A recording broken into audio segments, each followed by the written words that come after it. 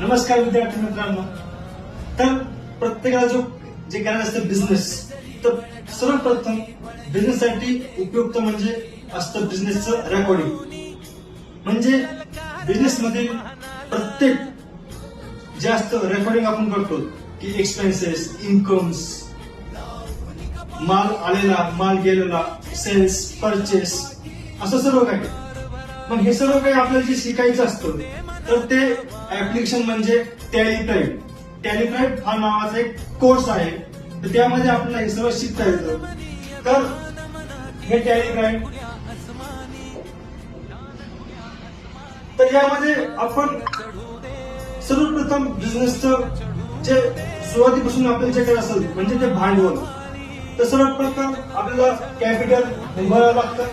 Capital, मग त्यानंतर रोजचे जे आपले असतील व्यवहार, ते व्यवहार आपल्याला त्यामध्ये रेकॉर्डिंग करावे लागतात. व्यवहार म्हणजे काय असतात?